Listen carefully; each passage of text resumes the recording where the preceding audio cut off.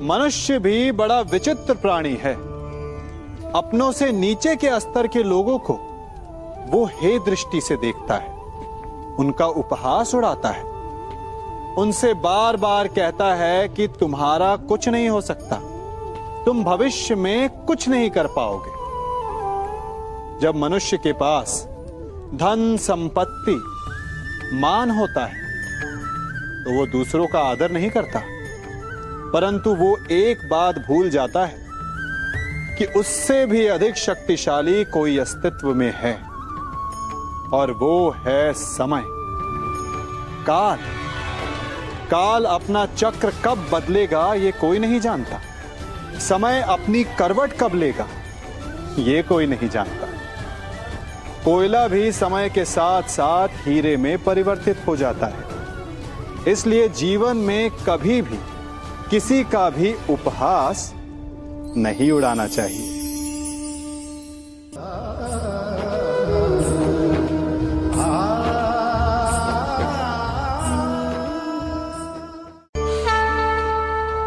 गर्व,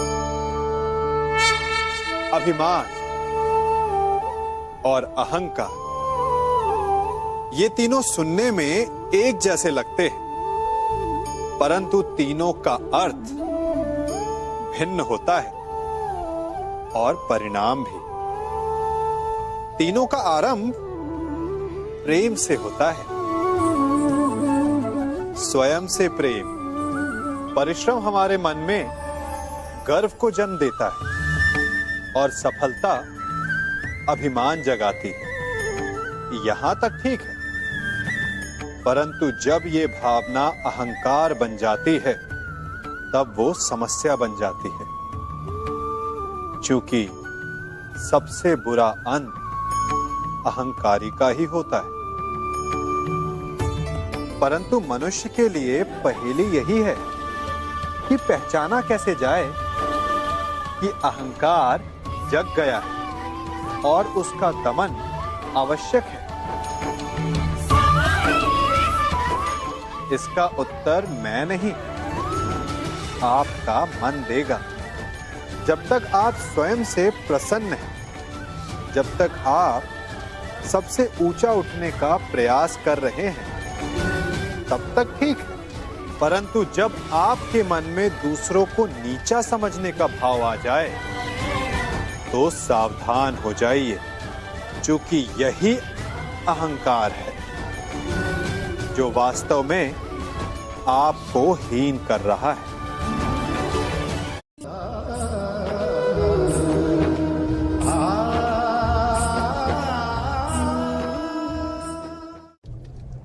हमारा शरीर प्रकृति का एक महान आविष्कार है। इससे जटिल संरचना संसार में और कोई नहीं।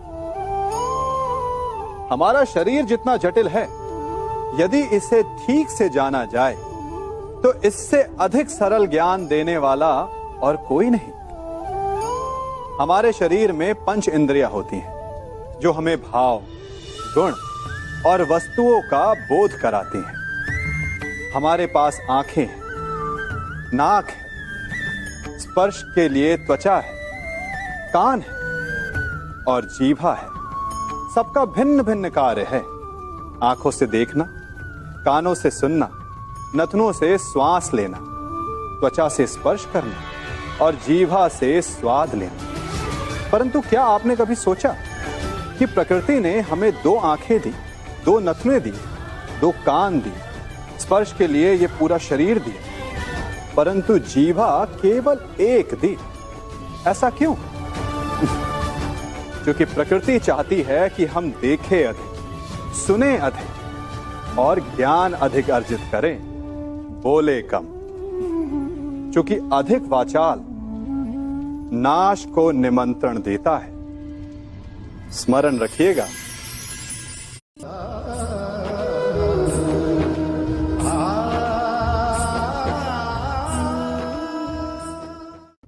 मनुष्य की सबसे बड़ी दुर्बलता क्या होती है? सोचिए।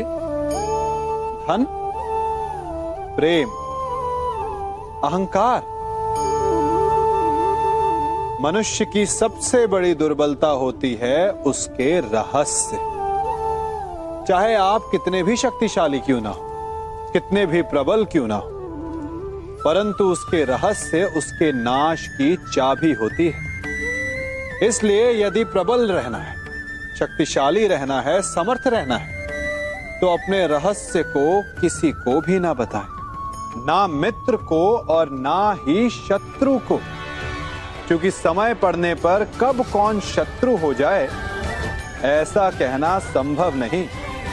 विभीषण को रावण के अमृत कुंड का ज्ञात था, इसीलिए प्रभु श्री राम रावण का वध करने में सफल हो सके। इसलिए उचित यही है कि आप अपने रहस्य को स्वयं तक ही सीमित रखें।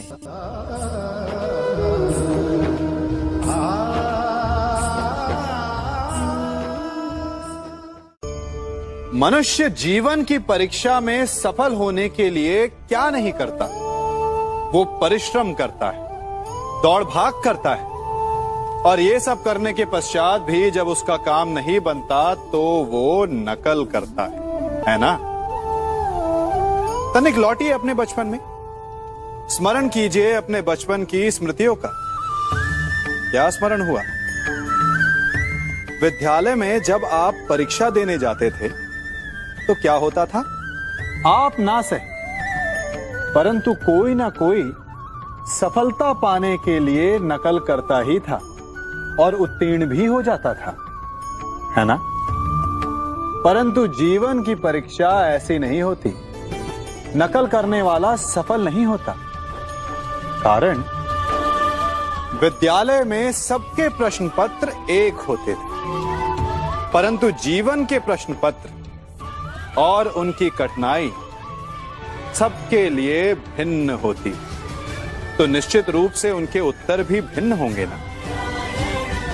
इसलिए यदि आपको जीवन में सफलता पानी है तो नकल ना कीजिए, स्वयं के प्रश्नों का उत्तर स्वयं ढूंढिए और सफलता आपकी ही होगी।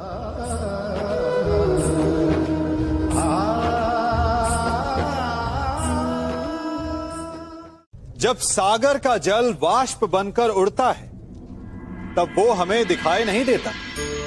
मेघ उस जल को अपने भीतर छिपा लेते हैं, लंबी यात्रा करते हैं, प्रयास करते हैं कि वो जल सदा उनके भीतर छिपा रहे, परंतु जब वायु का वेग उन्हें उड़ाकर किसी पर्वत से ले जाकर के टकरा देता है तब उन मेघों को बरसना ही पड़ता है, क्योंकि यही नियति है, यही प्रकृति है। क्योंकि जल को सागर में जाकर मिलना ही है। ठीक ऐसा ही हमारे साथ भी होता है। हम सत्य को अपने मन के मेघों में चाहे जितना छिपाने का प्रयास कर लें, परंतु समय की आंधी उसे वास्तविकता के पर्वत से ले जाकर के टकराकर हमारे समक्ष ले ही आती है। जिस भय के कारण आप सत्य को सामने नहीं लेकर आना चाहते, एक दिन वही भय हमारे समक्ष आकर खड़ा हो जाता है और फिर हम लाचार हो जाते हैं, क्योंकि हमने उस भय का सामना करने की तैयारी नहीं की होती। इसलिए सत्य से भागे नहीं, उसे छिपाए भी नहीं, उसे स्वीकार करें। भविष्य की बड़ी विपत्ति से बच जाएंगे।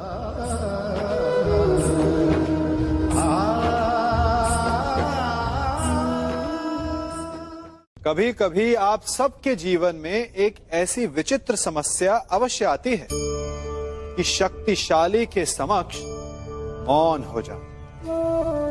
कि उस शक्तिशाली से विवाद करने से बचने के लिए आप मौन रह जाते।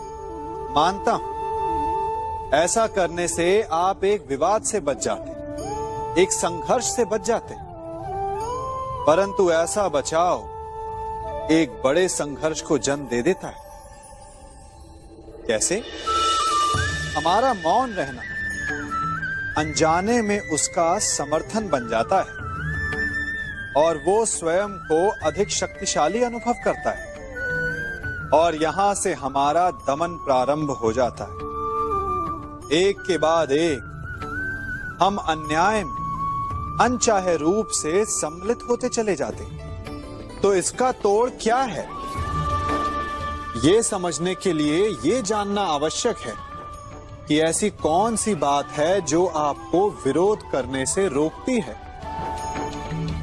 ये सामने वाले की शक्ति नहीं जो आपको रोकती है, ये आपके भीतर छिपा भय है जो आपको रोकता है। हाँ, कभी कभी भय आपकी सुरक्षा अवश्य कर सकता है, परंतु साथ साथ ये भी जानना आवश्यक है कि ये भय ही है जो आपको मौन भी रखता है। इसलिए अपने मन से भय को निकालिए और खुलकर अनीति का, अन्याय का विरोध कीजिए, और फिर देखिएगा आपका मन कितना मुक्त, कितना हल्का अनुभव करेगा।